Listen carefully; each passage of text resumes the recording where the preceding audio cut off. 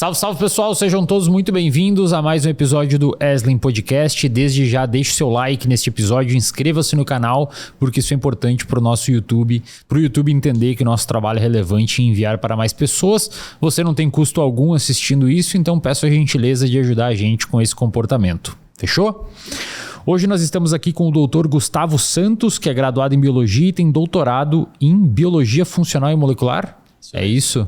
Professor, obrigado pela presença. O professor é professor da UFSC atualmente, né? Do departamento onde eu trabalhava. Exato. Agora chefe de departamento. Bom. Estamos nessa empreitada aí. Eu que agradeço, Eslen, pela oportunidade. É bem legal, né? Eu acompanho você há bastante tempo. Eu acompanho o podcast. É bem legal pra gente bater esse papo. Professor, você trabalha com genética? Eu, na verdade, com genética especificamente não. Eu tenho a minha formação em fisiologia, né? Desde o mestrado e doutorado eu trabalho especificamente com célula beta, mas as ferramentas que eu utilizo para responder essas perguntas fisiológicas relacionadas à função e à fisiologia da célula beta envolve muito biologia molecular. Então, eu me tornei um especialista em biologia molecular, mas a minha área mesmo de atuação é a fisiologia e a endocrinologia. Eu acho que nos últimos 50 anos aí, a Biomol foi uma das áreas que mais nos proporcionou ferramentas para responder perguntas, né? Muito. E é interessante você ver essa correlação com os prêmios Nobel. Muito prêmio Nobel em Fisiologia e Medicina está relacionado com biologia molecular, mas assim, é um número muito grande. Você acha que a grande virada ali foi a CRISPR mesmo? Recentemente, sim. A gente pode colocar o CRISPR como uma mudança de paradigma geral, assim, de paradigma de atuação, né? Uma coisa que era difícil de fazer, que era editar genes, hoje a gente faz na bancada como uma coisa muito simples, assim. O CRISPR realmente revolucionou. Mas ele é mais recente, né? O prêmio Nobel foi agora 2022, se eu não me engano. A tecnologia começou a ser descrita lá em 2011, 2012. Nossa, é bem recente mesmo. É recente, bastante, bem recente. E a gente tem, assim, outros prêmios Nobel que foram revolucionários. A mesma decodificação da estrutura, né, do DNA lá por Watson e Crick, que resolveram a estrutura. Então, já lá na década de 60, desde lá, a biologia molecular está só subindo, assim, e auxiliando muito as nossas perguntas, né? A responder as nossas perguntas. O que é a CRISPR? A CRISPR foi a técnica desenvolvida, ou não sei se desenvolvida, ou popularizada ou aperfeiçoada pela Doudna, né? Isso. Aquela que o Isaac escreveu o livro The Code Breaker. A biografia que é sensacional, aquela biografia. É uma havaiana, né? Isso, como exatamente. É que é? O que exatamente é a edição gênica? Então, o que é o grande lance do CRISPR? O CRISPR, a sigla CRISPR, na verdade, ela significa, né? Ela quer dizer, ou ela se refere, vamos dizer assim, a um sistema imune muito rudimentar observado em alguns tipos de bactéria. Então, só para a gente entender o conceito do CRISPR. Tem um grupo de bactérias aí que, quando recebe uma infecção viral, na primeira infecção ela guarda a informação genética do vírus e coloca essa informação genética dentro do seu próprio DNA. Então, só para lembrar, a bactéria tem uma molécula de DNA circular, não tem núcleo. Então, quando o vírus infecta, ela faz com que esse DNA viral faça parte do seu DNA lá num locus específico, no locus chamado CRISPR. Quando essa bactéria ela recebe uma segunda infecção desse mesmo vírus, ela já conhece. Então, é como se fosse um sistema imune. Só que essa bactéria ela produz junto com um material, vamos dizer assim, que se liga ao DNA viral, ela produz uma endonuclease, a Cas. Por isso que a gente sempre vê CRISPR-Cas alguma coisa, que é a endonuclease. E aí ela forma essa estrutura, esse complexo, que tem homologia com o DNA do vírus e tem uma endonuclease ligada a ele. Então ela vai lá e cliva o DNA do vírus. Então ela impede uma reinfecção pelo mesmo vírus.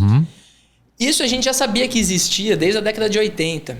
Ali no começo dos anos 2000, a Jennifer Doudna, ela começou a ver que isso também se aplicava em células de mamífero.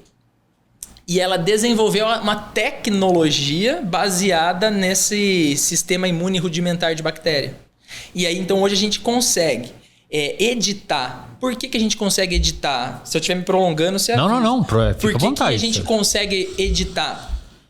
A gente já sabe editar DNA há mais tempo. Mas era Para você editar o DNA, primeiro você precisa fazer uma quebra nas duas fitas do DNA. Então eu quero, sei lá, colocar o gene num lugar X, eu preciso ir lá e quebrar as duas moléculas as duas fitas do DNA. E isso era muito difícil de fazer, porque era o guia para você chegar à endonuclease lá antes e causar essa dupla quebra, era guiado por proteínas. Então você fazia proteínas que tinham homologia pela região que você queria. Era muito difícil, tinha muito off-target. Então era muito difícil você chegar no DNA e fazer a quebra. A gente conseguia. No caso, você não conseguia mirar direito naquele lugar.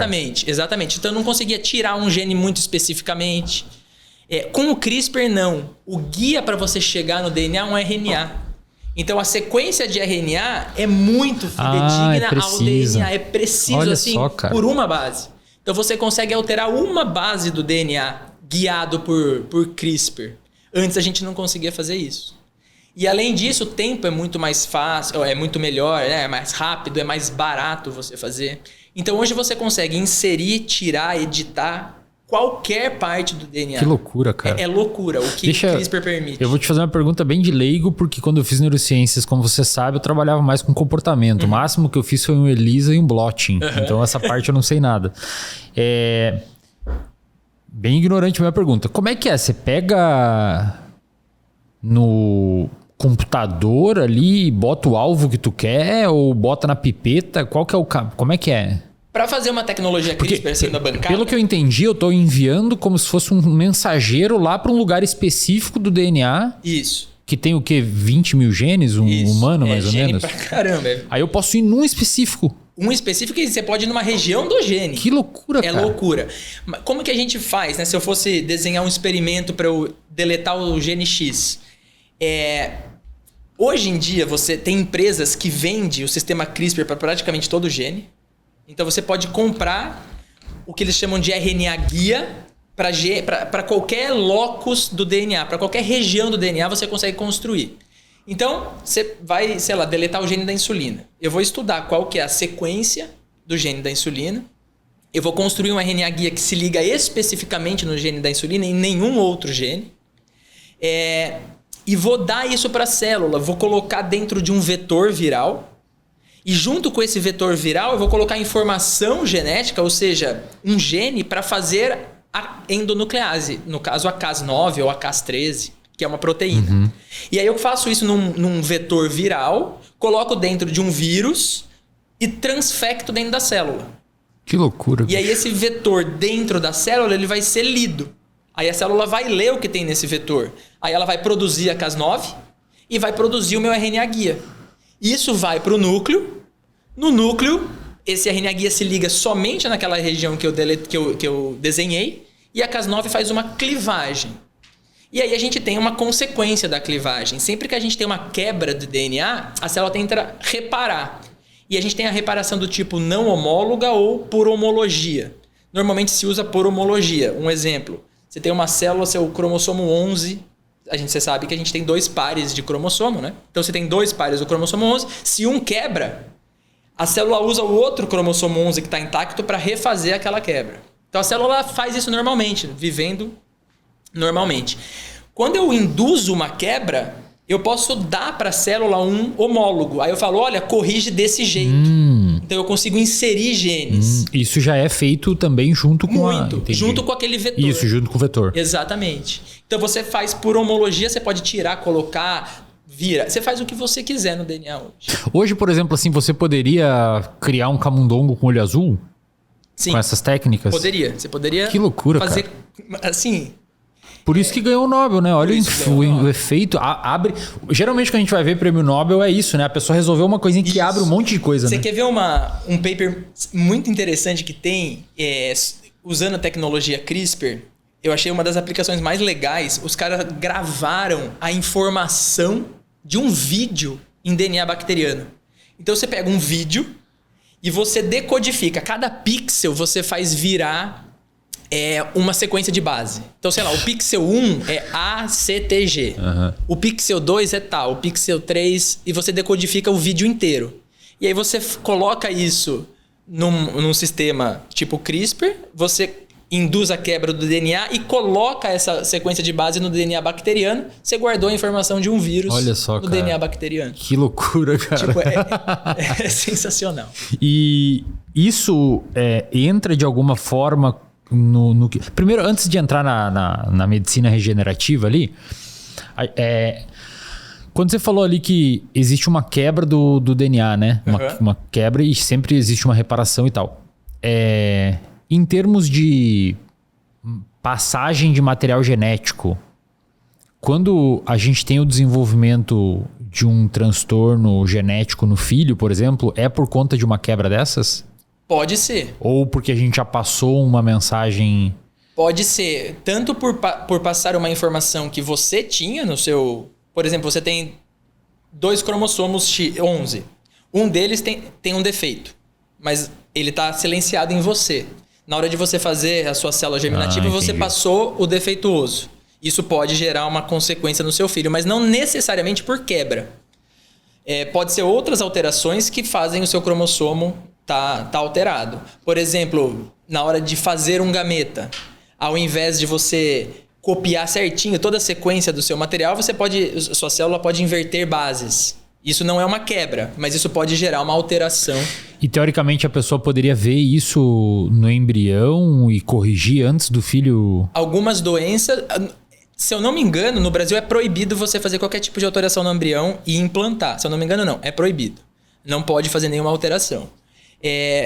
A gente pode fazer alguns testes genéticos chamados de pré-implantação. Então você pode, numa clínica de fertilização, e obviamente, né, você gerar o seu embrião e pegar um punhado de células e analisar geneticamente. E você pode ver se tem trissomia, por exemplo. Você vai ter alguma doença genética. Algumas doenças genéticas você consegue fazer um screening e pode excluir esse embrião ou não. Tá, mas isso legalmente? Legalmente. Do ponto de vista técnico? Sim, a pessoa poderia, por exemplo, pegar um embrião e botar um olho azul? Pode. Tecnicamente, sim. Olha só, já aconteceu, inclusive, teve uma repercussão bem grande. Um chinês, usando CRISPR, ele editou o gene de 2 embriões e implantou e nasceram as meninas. Ele estava tentando deixar essas meninas imunes ao vírus HIV. E aí ele fez uma alteração.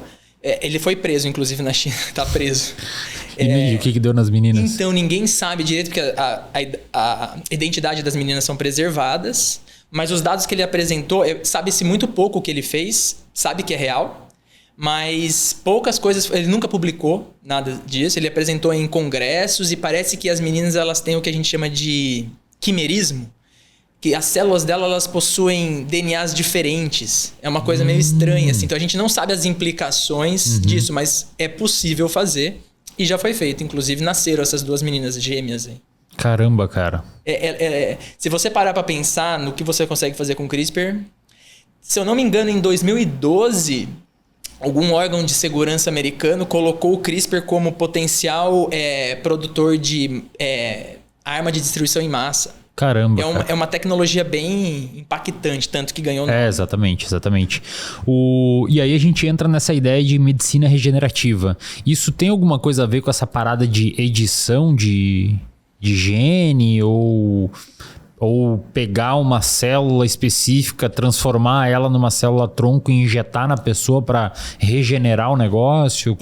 Onde é que é o caminho? Existe também isso na medicina regenerativa. A gente vai falar bastante disso, né? Mas quando você pensa em edição de genes, hoje existe trials aprovados pelo FDA, inclusive sendo feito assim bem rotineiramente, vamos dizer assim, esse que eu vou falar, que você tira um indivíduo com anemia falciforme. A gente sabe que anemia falciforme você tem alteração de um aminoácido na hemoglobina que é derivado da alteração de uma base.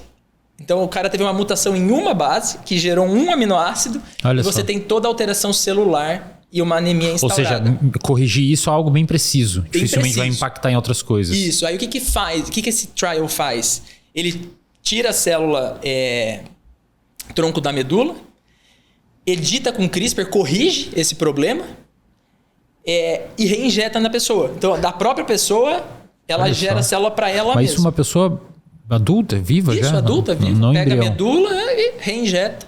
e aí você cura essa anemia falciforme. Isso é um exemplo de medicina regenerativa feita com uma edição de gene. Mas não necessariamente você precisa ter edição de genes para você ter uma medicina regenerativa acontecendo. Entendi. E em que pé que está hoje os avanços nisso? O pessoal está olhando para diabetes, por exemplo? Muito. Que é a sua área? Muito, muito.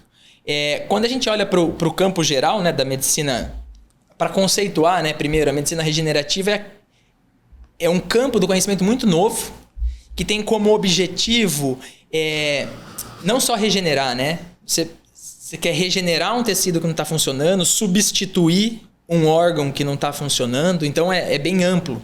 É multidisciplinar.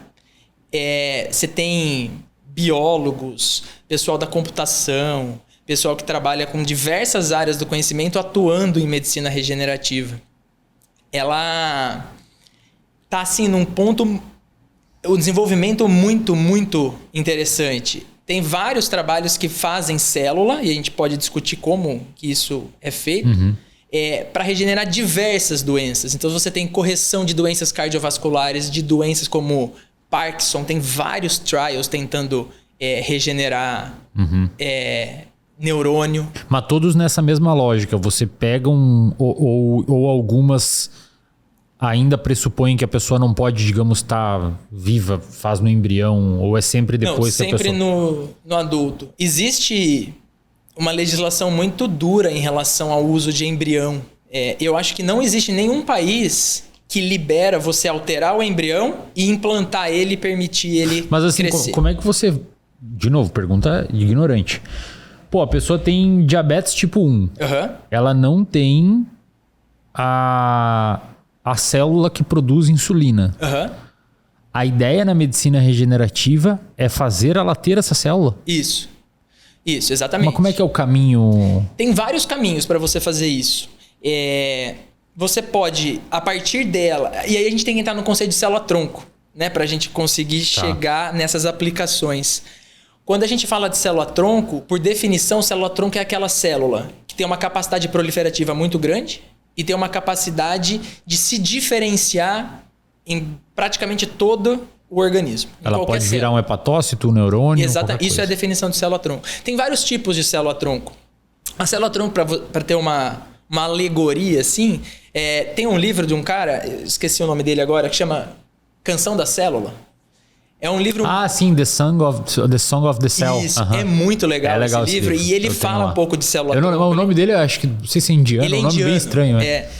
Ele fala que a célula-tronco, ela é altruísta e ao mesmo tempo ela quer se autopreservar. Que interessante. Por que altruísta? Porque ela consegue gerar todas as células do organismo. Mas ela também tem que se autopreservar, porque senão acaba a célula-tronco. Então ela se prolifera com uma... Ela mesma, né? Isso, exatamente. E a gente tem aquelas células-tronco chamadas células-tronco totipotente, que se diferencia em qualquer coisa, e isso só existe no zigoto. Então, depois da fecundação, você tem ali o zigoto, ele vai se dividir, uma célula vai virar duas, 4, até mais ou menos 16 células, você tem essas células totipotente. Por que totipotente? Ela vai gerar o embrião e vai gerar células que vão levar à formação da placenta. Então, ela se diferencia, inclusive, na placenta. Depois que a gente tem a diferenciação em blastocisto, lá para D5 mais ou menos, depois da fecundação, você já tem a diferenciação das células que vão formar a placenta e as células internas, que é a célula que vai gerar o embrião. Essas células são chamadas de células pluripotentes. Ela forma qualquer célula do indivíduo, menos as células placentárias. Perfeito. E a gente carrega pro resto da vida, elas. Não, aí a gente vai... diferenciando, e aí depois a gente vai ter as células chamadas multipotentes. Ah, tá, perfeito. E aí a gente tem as células mesenquimais, as células lá da medula óssea. Praticamente todos os tecidos têm uma fonte de célula-tronco, mas elas não são pluripotentes. Tá, então elas cada tecido do nosso organismo tem a sua própria reservinha de células... Não todos, mas a grande maioria. A grande maioria. Isso. E a célula-tronco, na pesquisa, a gente consegue utilizar elas a partir de embriões, ou até para gerar alguma implicação clínica. E hoje a gente consegue também fazer célula-tronco. Então eu consigo pegar uma célula sua diferenciada e fazer ela voltar e ser uma célula pluripotente. Cara, que doideira. Isso é o grande lance da medicina regenerativa hoje. Que doideira, cara. Então, depois desse conceito, né, de... Por que é importante a gente falar de célula-tronco? Porque ela é a base, né, da medicina regenerativa. A gente utiliza todo o conhecimento que a gente tem dessas células pluripotentes, multipotentes, para tentar fazer qualquer tipo celular. Se a gente for pensar no conceito celular de doença, porque tem um conceito, né, a teoria celular que distingue um ser vivo de não vivo, que fala que todo ser vivo, obviamente, ele é feito de célula. Foi proposto lá por Schwann, o mesmo cara lá das células de Schwann. Ele fala, né? Ele fez o princípio, né? A teoria celular, que todo organismo, ele mais um outro companheiro lá, expandiu isso para qualquer ser vivo. Todo ser vivo é feito de célula e a célula é a base do funcionamento do organismo. Depois vieram outros pesquisadores e falaram que toda célula precede de célula, né? Que também é um conceito importante.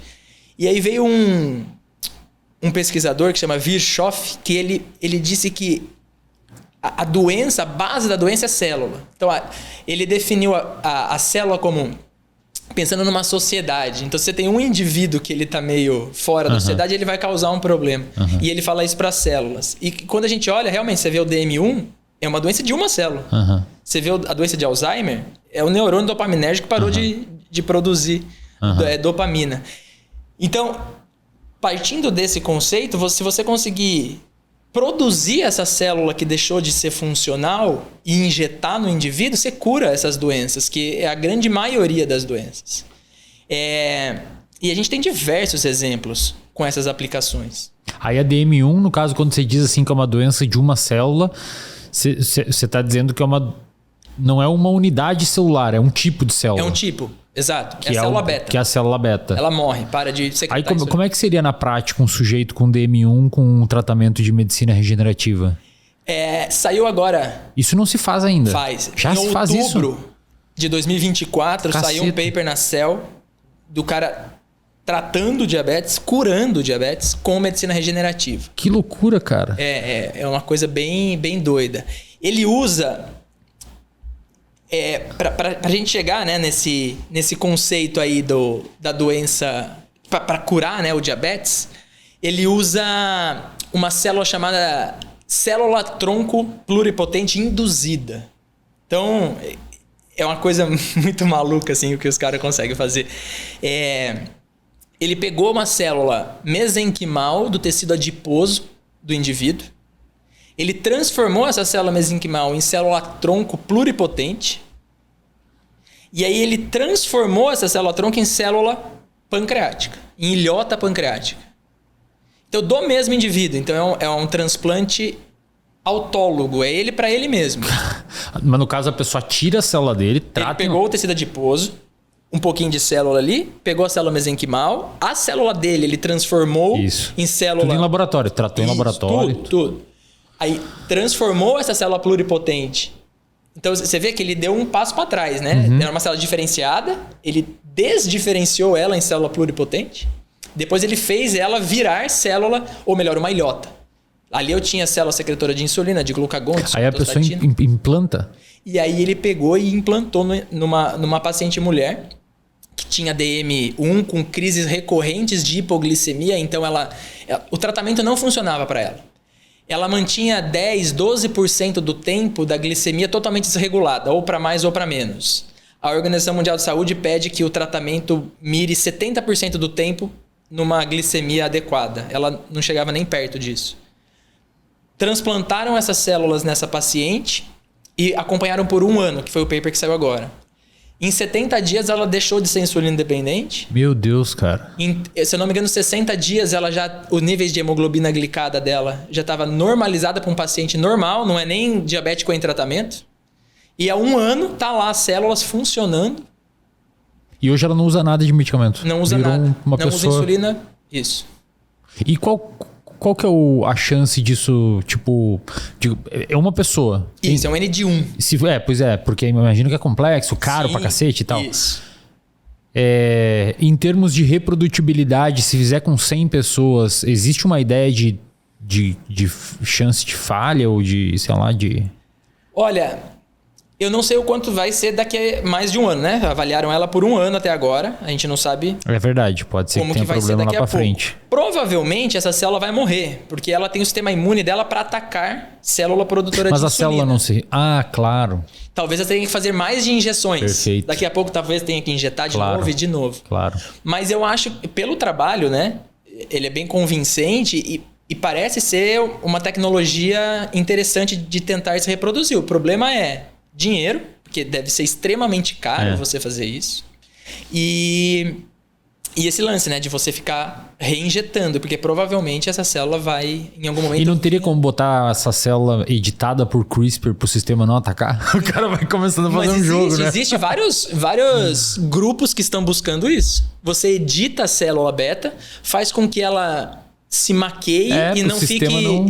vulnerável, né? Isso, vulnerável ao sistema imune. E não só isso, existem muitas empresas que trabalham com devices que você pode colocar a ilhota ou a célula beta dentro de um aparelhinho. Olha só, cara. E aí você coloca, transplanta ali, subcutâneo, e você impede que células do sistema imune cheguem lá. Então, assim, é muita coisa. Pergunta besta de novo. Essa célula que implantaram nela, ela se reproduz ali dentro? Teoricamente, depois que ela se diferencia, não tem mais proliferação. Ah, você injeta um pool de... Isso, e ali ela se mantém. Ah, ela se mantém. Porque quando você diferencia a célula-tronco, ela perde essa capacidade de se renovar. Entendi. Porque senão ela poderia virar um tumor. Poderia ser um problema. Entendi. Ela se renovar o resto da vida. Né? Se ficar se proliferando, você vai ter a formação de um tumor. E o paper não mostra se ela está perdendo essa célula, se o sistema está... Em 1 ano ele diz que mantém o mesmo nível do enxerto. Que não tiraram, né? Para ver o que deu. Mas eles vêm por ressonância, por ultrassom. E parece que o volume do enxerto... Eles mostram que mantém nesse primeiro ano aí de investigação. E o legal desse trabalho também é que pela primeira vez eles fizeram... Porque quando a gente fala dessas células-tronco que elas são induzíveis... Inclusive o cara que fez a primeira célula-tronco induzível, ele ganhou o prêmio Nobel em 2012. Foi um japonês. Ele... É sensacional, vale a pena a ideia do artigo. É uma coisa simples que isso revolucionou realmente a medicina regenerativa. A gente sempre teve a ideia de que uma vez diferenciado, a célula nunca retornava num estado não diferenciado. Isso era um paradigma que a gente tinha na ciência até ali a década de 80, mais ou menos. Teve um cara que chama Gordon, que ele fez um experimento muito doido. Ele pegou girino, ele pegou célula da pele do girino, e aí ele tirou o núcleo dessa célula e transfectou o núcleo de uma célula diferenciada num óvulo sem núcleo. Então, olha, ele tinha 2 células. Um óvulo sem núcleo e a célula da pele. Ele pegou o núcleo da célula da pele e colocou dentro do óvulo. E fez com que esse óvulo acordasse. Ele fez um girino a partir disso. Que loucura, cara. Doido, né? Olha só. Era um núcleo totalmente diferenciado. Da pele do girino. Da pele do girino. E ele fez virar um girino. Ou seja, dentro do núcleo da pele já diferenciado existia informação suficiente para formar o girino inteiro. Não só isso. Porque a gente sabe, né? Todas as nossas células somáticas, ela tem todo o seu DNA. O mais interessante aí perguntar é o que tem no óvulo que faz aquele núcleo que já estava diferenciado voltar a ser um núclleo pluripotente. Perfeito, claro. Ele fez isso. Ficou anos a gente com essa informação. E aí em 2006, esse chinês, ele, baseado nessas informações e em outras, ele fez essa pergunta. Pô, o que tem no óvulo ali que faz aquele núcleo voltar a ser pluripotente? Ele já tinha uma experiência na área, ele pegou 24 possíveis fatores de transcrição que estaria relacionado a isso. Ele testou os 24. Aí o que ele fez? Ele pegou uma célula da pele, e super expressou esses 24 genes. E ele viu que a célula voltava a ser pluripotente. Cara, eu fico imaginando esse cara, velho, no momento que só ele sabia disso no mundo. É sensacional pensar nisso, foda, né? Cara. Isso é ciência foda, porque imagina tu tá lá no teu laboratório, tu que tá em casa aí o mundo inteiro acredita que não tem como fazer a célula voltar. Aí um doido, numa noite de laboratório chuvosa, ele descobre que tem, cara. E ele naquele momento é o único do universo que sabe disso. Cara, o que você faz, velho? Você chega em casa, como é que foi o seu trabalho? E sua esposa pergunta, então, eu descobri um negócio que ninguém sabe. Eu vou mudar o paradigma da... Cara, deve ser, eu fico até arrepiado, cara. Não, deve ser sensacional. Puta você merda, tá numa deve fronteira assim, do foda. conhecimento. E esse cara, ele pegou esses 24 genes, então ele colocou todos. Ele viu que funcionava. Aí ele começou a tirar um por um para ver quais que eram os fatores críticos, né? Que realmente faziam o negócio funcionar. Resumindo a história, ele chegou em 4 fatores. Hoje a gente consegue, super expressando 4 fatores de transcrição,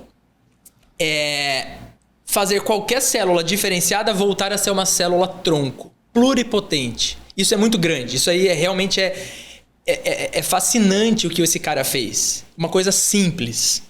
Ele pegou uma célula totalmente diferenciada, se eu não me engano foi intestino, célula epitelial intestinal, super expressou 4 fatores e ela voltou a ser uma célula pluripotente. Caramba, cara. E o paper do cara, ele pega essas células e ele permite...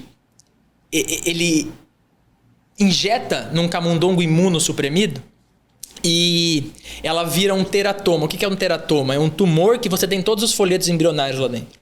Então você tem endoderme, mesoderme e ectoderme. Se você permitir, você vai diferenciar em todos os tecidos ali. E o cara mostra isso no paper, muito legal. Cara. E aí ele fez isso e isso mudou. Ele ganhou o prêmio Nobel junto com o Gordon, que anos atrás tinha feito o experimento com o girino. Os dois dividiram o prêmio Nobel por mudar o paradigma de que uma célula diferenciada não voltava a ser uma célula não diferenciada. E agora a gente tem tudo isso, todo esse conhecimento sendo colocado, por exemplo, nesse caso da pessoa com diabetes. Isso. E o diferente desse caso do diabetes, que também é uma novidade muito grande, ele faz a célula adiposa da paciente diabética lá virar a célula tronco sem alterar geneticamente. Ele pela primeira vez faz o que a gente chama de célula tronco induzível quimicamente. Ele descobriu uns compostos químicos que altera a fisiologia da célula e faz com que ela, de diferenciada, volta a ser uma célula tronco pluripotente. Então você não precisa geneticamente alterar aquela célula, só mudar o ambiente. O que é mais seguro, né? O que é mais Imagino seguro. Que seja ele fala no paper que é mais seguro. Imagino que seja mais seguro. Mas tanto um quanto o outro, e o primeiro lá, que é geneticamente modificado, a maioria dos trabalhos que hoje estão em clinical trials usam essas técnicas e é muito seguro. Já teve vários testes de tumorosidade, de toxicidade, né? A chance dessa célula virar um tumor. Então, assim, o aparato de informação que a gente está tendo hoje, assim, que embasa isso, é muito grande. Perfeito. Se você coloca no PubMed medicina regenerativa ou IPS, você vai ver que é uma coisa absurda a quantidade de informação que sai. Ô, professor, só pra galera ter uma ideia, esse paper que você falou que saiu na Cell, né? Uhum. Da moça do diabetes tipo 1, é difícil saber porque as técnicas talvez nem sejam usadas aqui, né? Mas quanto você acha que saiu um trabalho desses? Em custo? Em custo. Cara, você sabe que não é, se a gente for fazer no Brasil, é uma coisa absurdamente cara. Eu fiz uma estimativa, na verdade, tem um colega que trabalha com IPS, ele na Europa, e ele fez essa estimativa de quanto seria no Brasil, se eu não me engano, para você fazer uma diferenciação, ou seja, uma vez você pegar uma célulazinha que já é IPS, ou seja, é célula-tronco, e transformar em célula beta... Você nem precisou voltar ela. Nem precisou, você comprou ela pronta, IPS, e só fez ela virar célula beta. Para você fazer isso uma vez, é uns 5, 6 mil reais. É muito dinheiro. Você não vai fazer isso uma vez, você vai fazer isso N vezes. Exatamente.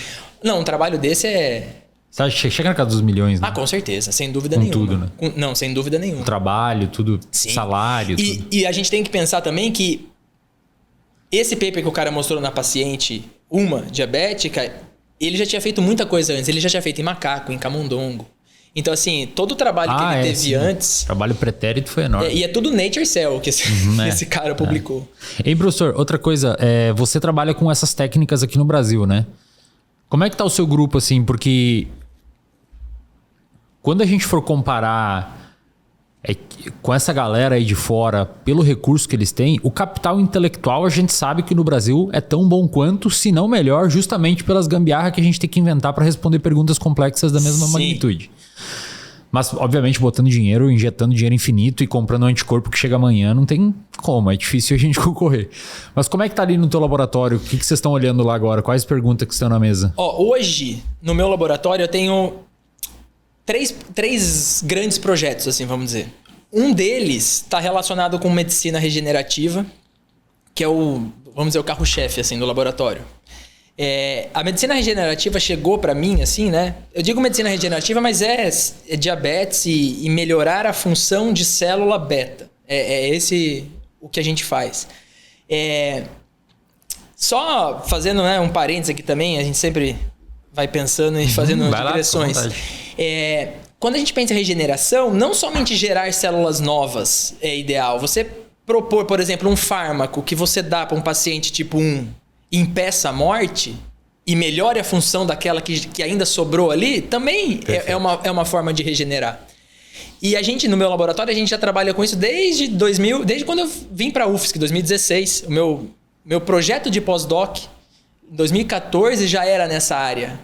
Eu estudava um fator de transcrição que chama HNF4-alfa, que ele é um hepatocyte nuclear factor. Ele está relacionado com a função hepática, mas ele é muito importante para a célula beta. Ele controla quase 11% dos genes da célula beta. É bastante. Uhum. E a gente sabia que esse fator estava relacionado com proliferação celular. Então, assim, ele controlava a proliferação de célula beta. Ou impedia, ou aumentava, dependendo do contexto fisiológico. E o objetivo na época, o meu objetivo lá na época era ver se eu superexpressar esse fator em células não beta do pâncreas, ele virava célula beta. Então, desde lá, a gente já tenta fazer. E aí, quando eu vim para a UFSC, a gente tinha animais nocaute, inclusive, para esse fator de transcrição.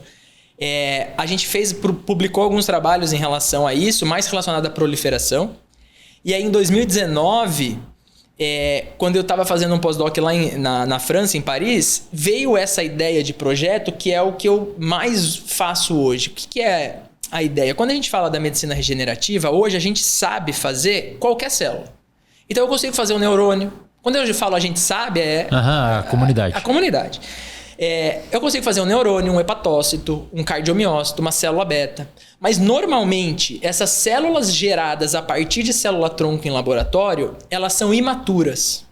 Elas não são idênticas a uma célula naive, uma célula que está ali no organismo.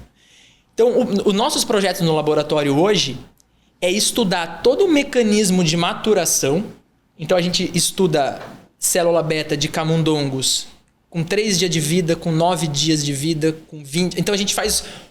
Como que essa célula vai maturando ao longo da vida para a gente tentar traçar um protocolo de treinamento. De treinamento mesmo. Aí eu posso pegar uma célula beta feita a partir de célula-tronco e ensinar ela a ser madura. Aí ela vai ser mais viável para transplante. Interessante. Entendeu? Vocês estão tentando apagar as marcas de uma célula beta feita via célula-tronco, transformando ela mais parecida com uma naive. Exatamente, fazendo com que ela secrete melhor, com que ela seja uma célula beta. Então, digamos que vocês estão trabalhando, fazendo uma analogia com a área de comportamento, é como se vocês estivessem tentando criar um modelo mais fidedigno.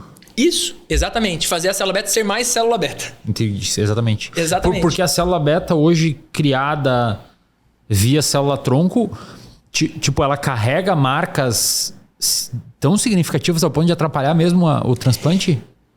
Não é que ela carrega marcas, ela tem um funcionamento que se assemelha a uma célula beta neonatal, por exemplo. A célula beta neonatal ela não funciona. Entendi. Entendeu? Entendi. Então eu quero maturar ela, não é nem o desenvolvimento dela, é a maturação dela. Entendi.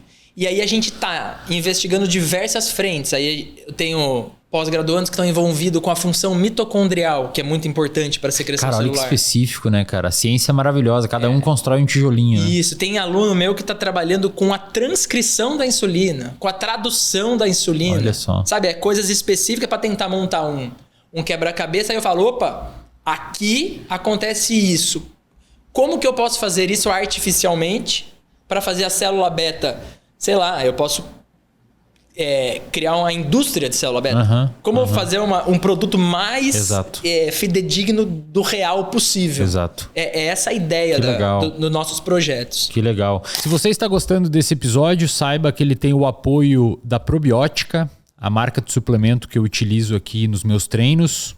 Você encontra desde barrinhas de whey, gel carboidrato se você atua aí na área de endurance, corrida, natação, ciclismo, creatina, whey, coqueteleira, tem uma série de outras opções lá de carbo, gomas e etc. De outros sabores de géis carboidratos também.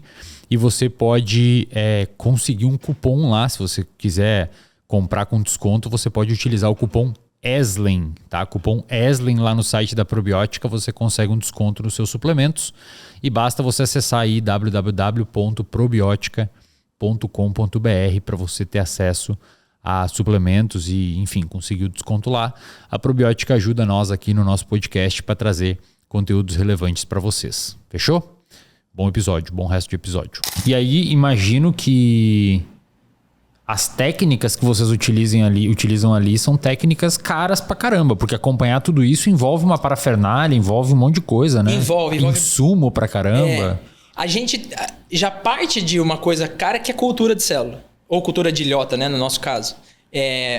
Cultura, para quem não sabe, é quando você pega um tecido ou uma célula e você mantém ele em laboratório vivo por um tempo indeterminado.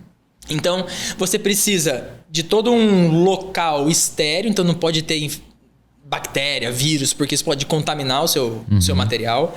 Você tem que usar tudo descartável, então é plástico, é isso, é aquilo, é meio de cultura. Então, isso de partida, já é caro. Aí depois as análises que a gente faz também não são de baixo custo, porque envolve biologia molecular. Então, a gente tem lá PCR, o Western blot, você sabe, né? Você fez o Western blot, para você comprar um anticorpo, não é barato, né? Anticorpo é caro.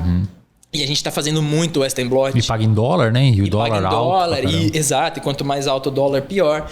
A gente está fazendo função mitocondrial, que também não é barato. Ver o quanto a mitocôndria está respirando ali e consumindo de oxigênio. A gente está fazendo análise de microscopia eletrônica. Então, a gente está com uns experimentos muito tecnológicos, assim, mas também tem um custo alto. E vocês conseguem uns financiamentos legais lá? Agora, o ano passado foi muito bom pra gente ali no laboratório. A gente ganhou 2 projetos ali no CNPq relacionados a esse projeto, né? Essa grande ideia que a gente tem, que é maturar célula beta. Um dos projetos relacionado com o Ministério da Saúde, CNPq, e um outro num edital do CNPq que era projetos em parcerias com brasileiros no exterior. Então eu tenho vários colegas no exterior e uma colega minha que está lá na Universidade da Flórida. A gente desenhou um projeto junto e a gente conseguiu uma grana boa. O CNPq não pagou ainda. Mas a gente conseguiu 1,2 milhões de reais. Olha só, cara. É bastante. Que legal. Bastante. Mas assim, no calendário era para ter pago? Na verdade, ainda não. Ainda não. Quer dizer, já era para ter pago porque o projeto já iniciou. Entendi. Mas eles têm o cronograma de pagamento deles lá. Entendi. É uma bela grana, né? O Universal tá quanto hoje? Depende da faixa, você pode pedir ou até 200 mil, em grupos emergentes, que eles chamam, ou em grupos consolidados até 300 mil. É 4 Universal. 4 Universal, E tem um detalhe engraçado, você estava falando, né, a gente em relação ao mundo. Eu tenho um grande parceiro, que é onde eu fiz o pós-doc lá na França, o professor Rafael Scharfman. O tempo que eu passei no laboratório dele, eu aprendi muito mais do que técnicas. Eu sentava com ele para discutir ciência e a visão do francês eu não conhecia. Eu já tinha feito o meu doutorado de sanduíche nos Estados Unidos e lá é totalmente diferente. E a gente passava muito tempo conversando sobre como fazer ciência. E eu mantenho contato com ele até hoje. Quando eu ganhei o projeto, eu conversei com ele, contei para ele felizão. Falei, olha, ganhei 2 projetos aqui, 1 milhão, 1 milhão e 200. Aí ele falou assim, você sabe que mesmo assim você não é competitivo no mundo, né? Ele falou assim, você sabe quanto isso dá em dólar? Aí eu falei para ele. Exatamente. Ele falou, você sabe que... Tipo, ele sempre falou isso, vocês não conseguem competir com a gente. Eu acho, posso estar enganado, tá? Faz tempo que eu não, como eu saí da academia, faz muito tempo que eu não acompanho esses números. Mas, salvo engano, Tem laboratórios, a última vez que eu vi era assim, não sei se hoje mudou, mas tinha, na época que eu consultei, tinham laboratórios nos Estados Unidos que tinham o orçamento do CNPq do Brasil. Eu não duvido. Assustador, considerando o dólar para real, né? Cara, primeiro que a gente sai 6 vezes atrás, né? No valor. Exatamente. É bizarro, cara. Os caras têm muito dinheiro. É muito dinheiro e todas as biotechs estão lá. Então, igual você falou, o anticorpo, aqui demora 60, 90 dias para chegar. Lá você pede, dependendo a hora do dia que você pede, chega no mesmo dia. Uma ideia que você tem aqui, você demora muito tempo para responder. Lá os caras, eles estão anos-luz na nossa frente. Até em termos de processo, burocracia, submissão. Tudo. E uma coisa que é legal de comparar, a experiência que eu tive nos Estados Unidos me mostrou muito isso, que foi a primeira vez que realmente fui para fora para trabalhar num laboratório. Quando eu cheguei lá, eu fiz na Universidade da Pensilvânia, ali na Filadélfia. Cara, foi um choque gigantesco. Primeiro pela estrutura do laboratório. Lá cada aluno tinha sua bancada e embaixo da bancada você tinha uma geladeira e um -20 para você. Nossa. Sabe assim, você tinha as suas pipetas, o seu vórtex, era tudo individualizado. Isso é um ponto. Outro ponto, tudo tem técnico para fazer. Só pra galera entender, aqui no Brasil você tem um freezer para 3 laboratórios às vezes. Isso. A pipeta você tem que pedir emprestado para todo mundo, que não tem, todo mundo. Não é que não é individualizada no laboratório. Não tem no laboratório. Não tem no laboratório, exatamente. Lá cada um tem a sua. Tem o seu jogo. Bizarro. Não, é bizarro. Eu nunca nunca trabalhei lá fora, eu não consigo imaginar isso. Não, é uma coisa impressionante. E essa coisa... Tinha um site que a gente entrava, tipo... Você entrar na Amazon e você comprar anticorpo, chegava na sua bancada no mesmo dia. Que loucura, Meio de cultura. Que loucura. Sabe assim? E técnico para tudo. Então, por exemplo, a gente quando faz secreção de insulina, a gente tem que dosar a insulina depois. Claro, você pega um ELISA e você vai dosar a insulina por ELISA. Lá nos Estados Unidos, eu fazia o experimento, pegava o meu potinho, entregava uma moça. Caraca. No dia seguinte, ela me dava os dados. Que isso, cara. Sabe assim? Ou seja, você fazia o experimento, botava a ideia em prática e ele é paper. Exatamente. Pra ter novas ideias. Essa eu acho que é o grande diferencial. Você não perde tempo com nada. Você tem todo o tempo do mundo para ler. Um pesquisador no Brasil é difícil ter isso. Cara, uma coisa que me... Eu tenho várias críticas contra o modelo científico no Brasil, o jeito que ele é construído, a competitividade, o fomento que tem. Não cabe nesse episódio. Se você quiser saber mais, eu fiz um episódio com o Alberto Lindner sobre a crise nas universidades. Está aqui no canal, a gente fala mais sobre essa parte política, não partidária, mas política em termos de instituição. Agora, uma das coisas que para mim não fecha a conta e nunca vai fechar é você ter, por exemplo, um profissional como você, como o Alex, como o Du, como o Rui... perdendo tempo, acho que é a palavra correta, preenchendo o relatório para justificar algumas coisas. Cara, a cabeça de vocês é um tempo de muita qualidade. É um investimento de hora muito burro, cara. Não porque vocês estão fazendo por escolha, porque tem que ser assim. É obrigado a fazer. Mas é muito burro no sentido do Estado.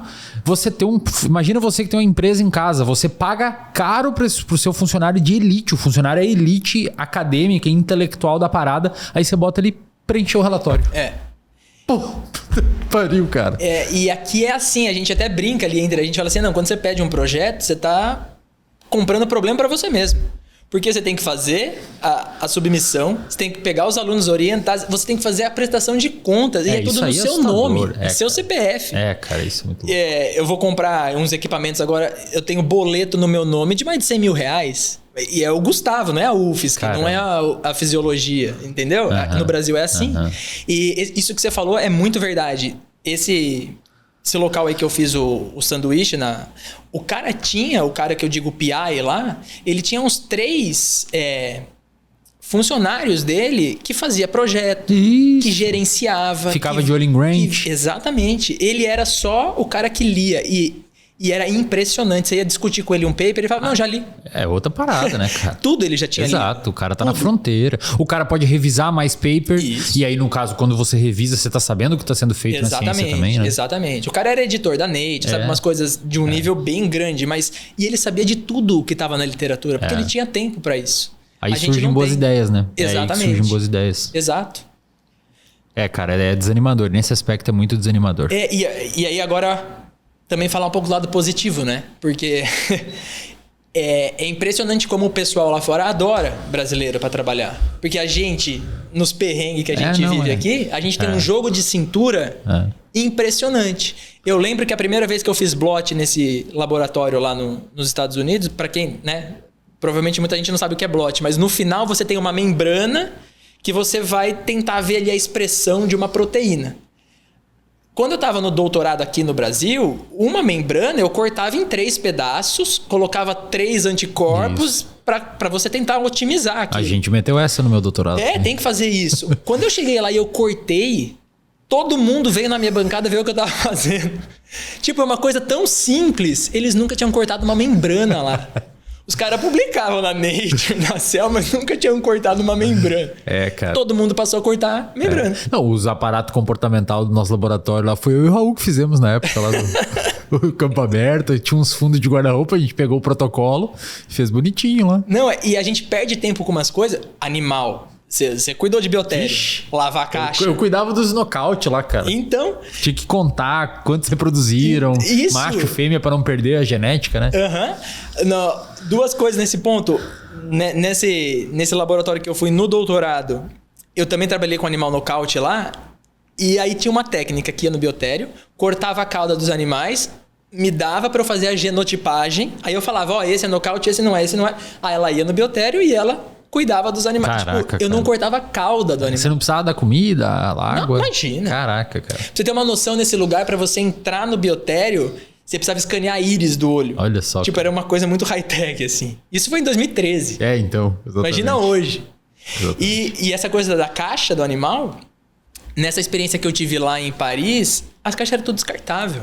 Tipo, a caixa é descartável. Então, você vai trocar a caixa, você põe o animal em uma nova e isso vai pro lixo. Olha só, cara. Tipo, aqui você a não gente perde lava, tempo né? em nada. Nada. É tudo pra você ler. Você não lava Becker.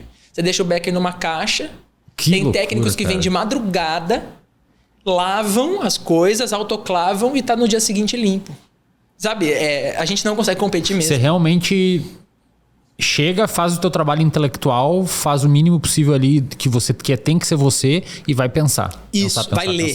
Vai ler e pensar. Exatamente isso. É assim que os caras conseguem fazer o que conseguem. Que foda. Aí os caras desenvolvem um Ozempic da vida e destroem no PIB vendendo pro mundo inteiro, né, cara? Isso. A gente não...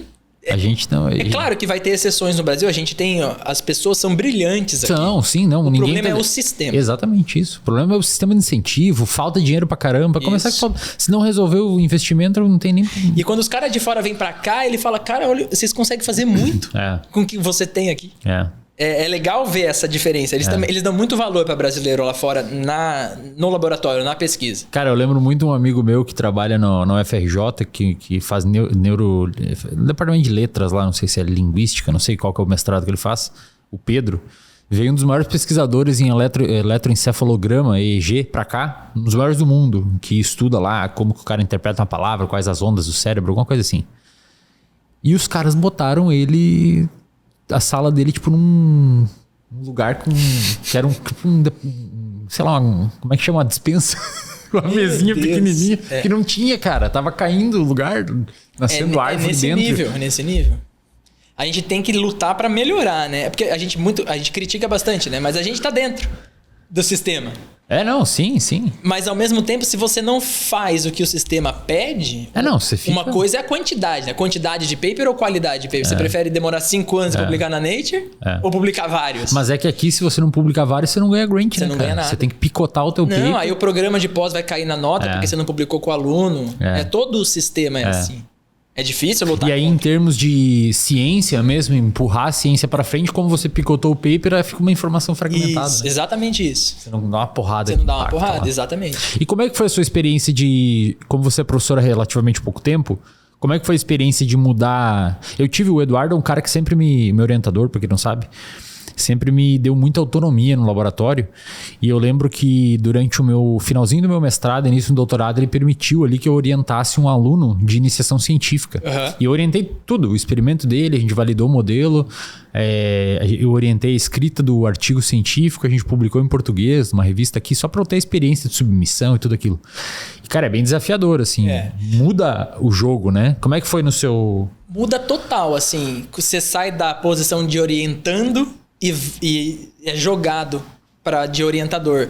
E normalmente na pós-graduação você não é treinado a ser orientador. Exato. Como você tem que ser quando você, né, passa num concurso e tal.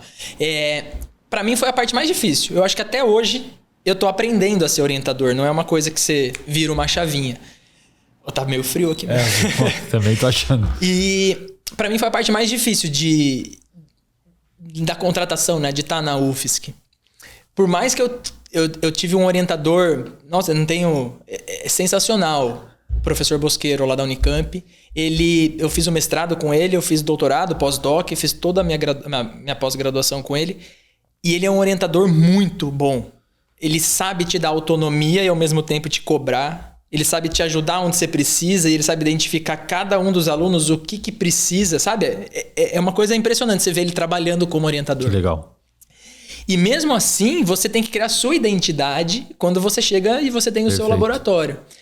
Eu sofri bastante, eu acho que sofrem de sair dessa posição de orientando, não na autonomia de fazer as coisas, mas de querer fazer. Uhum. Eu, por muito tempo, até hoje, eu vou muito pra bancada. Eu não deixo meus alunos fazer, eu tenho medo de deixar meu aluno pegar um kit de insulina e fazer uma ELISA.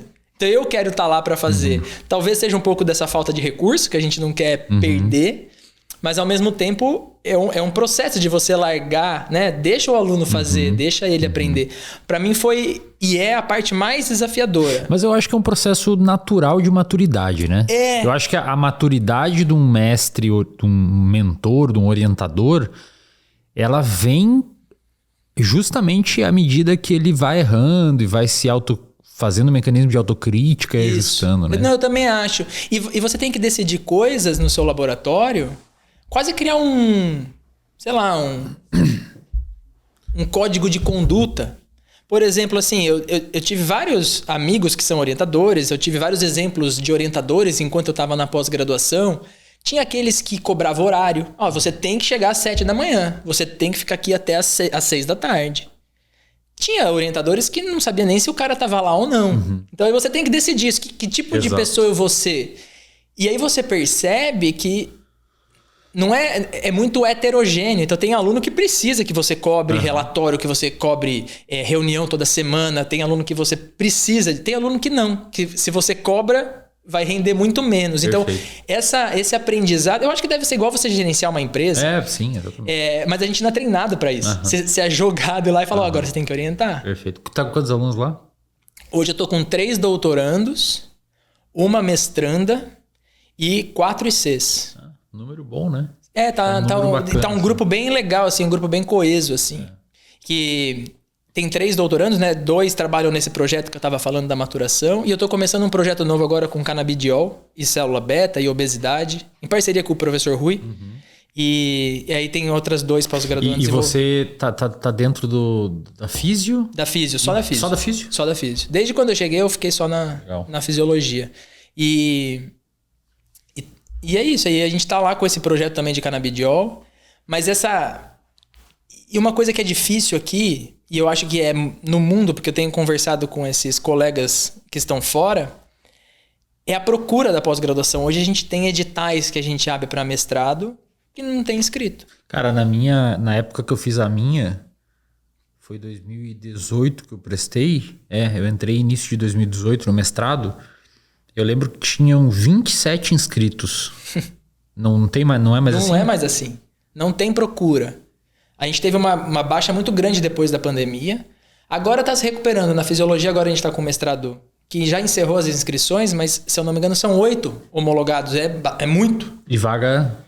Não, eu não sei quantas vagas são. Eu abri 2. Tem 2 pessoas lá que querem fazer comigo, vão fazer a prova, vamos ver se vai dar certo. Mas a procura está muito baixa. E você não consegue ter aquilo que é o ideal para todo laboratório. É a UIC que chega, aprende sobre o seu laboratório, a dinâmica, né? As coisas do laboratório, que demora um tempo. Aí esse cara faz o mestrado, aí esse cara faz o doutorado, e aí a roda vai girando, porque aí o doutorando ensina o mestrando. A gente tem muita quebra. Então vem o IC, não quer fazer mestrado. Vem o mestrando, não quer fazer doutorado. Então você não... É difícil você criar essa dinâmica de rodando. E você acha que o que está acontecendo, professor? Você acha que é o desincentivo de bolsa ou a galera realmente está um pouco mais solta na parte do do conhecimento? Eu acho que são várias coisas. Eu acho que pode ser uma coisa geracional. Essa galera que deveria estar agora fazendo mestrado, doutorado, vem de uma geração. A gente viu isso, né? Vamos dizer, uma desconstrução da ideia da universidade como centro de conhecimento. A gente foi muito apedrejado por muito tempo. E eu acho que isso é consequência também, mas eu acho que não é só isso, não. Eu acho que tem aí a falta de bolsa, porque as pessoas precisam comer, né? Não é só querer fazer ciência. E é uma coisa presencial, é difícil. É uma coisa presencial. E no programa que eu tô multicêntrico, ele tem uma peculiaridade maior ainda, que é ser multicêntrico. Então a gente tem um programa nacional com várias associadas. Então você divide muito o número de bolsa, os fomentos, tudo isso é muito dividido. E a físio tem uma questão que a pessoa tem que ir para um lugar no momento, né? A gente teve por muito tempo, até a pandemia, o estudante daqui, ela precisava ir para as que a gente chama de nucleadoras. Né? São Paulo, Rio Grande do Sul, Minas, fazer disciplinas. Hoje não precisa mais. Tá. A gente dá o cursão de fisiologia aqui. Legal. E aí, na verdade, ela precisa fazer créditos nas nucleadoras, mas as disciplinas são online hoje. Porque isso era um problema. O cara não tinha bolsa e ainda tinha que viajar para fazer. Como, né, cara? Não tem como. Mas todos os programas estão assim. Não é só, né, não é uma coisa por ser multicêntrico. Então eu acho que essa procura... e detalhe, a gente não vê só isso na pós, a gente vê na graduação. Se você pegar a relação de candidato-vaga da UFSC nesse último vestibular, eu chutaria que mais de 50% dos cursos tem menos pessoas querendo do que vaga disponível. Olha só, cara. É uma coisa absurda. Tem muito curso que, se você se inscrever e fizer o mínimo, você passa, porque não tem a concorrência, entendeu? Então a procura não está só na pós-graduação, a procura na graduação também diminuiu muito. Olha só, que curiosidade, né? Que curioso isso. Talvez seja, né, em partes também por causa do aumento da disponibilidade dessas graduações online que tem por aí. Pode ser. O EAD cresceu muito depois da pandemia, né? Os cursos. E também aquela coisa que eu estava falando geracional, hoje tem muita gente que defende que a universidade não serve para nada. É comum você ver discursos assim nas redes sociais. E eu acho que isso reflete nessa baixíssima procura que a gente tem na graduação e na pós. Pô, que pena, né, cara? Eu sempre deixo muito claro que fazer o mestrado mudou minha vida, assim. A parada de você entender como estuda, conviver com pessoas de excelência acadêmica, é uma parada totalmente diferente, assim. Profissionalmente, de forma direta, não ajudou tanto porque eu estudei uma coisa específica de camundongo e tal, né? Mas a lógica que fez eu estudar aquilo, porra, se importa isso para qualquer área, para os negócios, para qualquer lugar, né? E se você pensar no mestrado estrito senso, o objetivo é esse, né? Não é melhorar a sua empregabilidade. Eu não vejo o mestrado assim. É justamente ter essa visão. Exatamente. Você pensar um método científico. Você tá em contato com qualquer coisa na universidade. A universidade, o bonito da universidade é isso, né? É universal. Você tem tudo lá dentro. Tudo. Você tem de direita a esquerda, você tem de A a Z, você tem tudo lá dentro. Vai de você aproveitar as oportunidades que a universidade te dá. Nossa, eu lembro que eu cheguei ali, eu fiz o meu mestrado, fiz bem rápido, porque eu entrei já eu defendi 1 ano.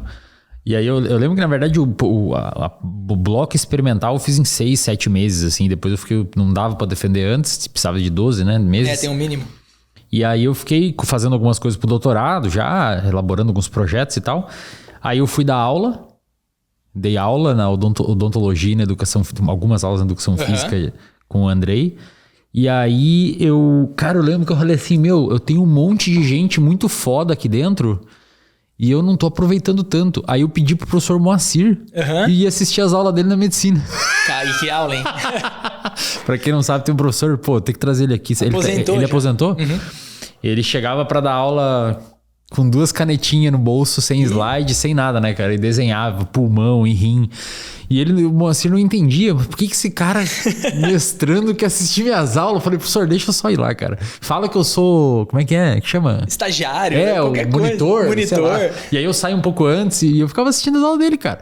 Porque eu falei, bom, um dia eu vou ser professor. Minha ideia na época era ser professor federal. Um dia eu vou ser professor. Eu tenho um cara fudido aqui na minha frente dando uma aula fudida.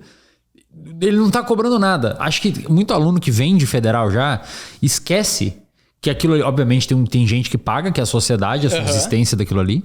Mas do meu bolso direto não tava sendo nada, cara. Eu falei, pô, o cara não tá cobrando nada. Eu vi na particular, que era tudo pastel R$7. Eu comia no Ru 2 vezes por semana, 2 vezes por dia.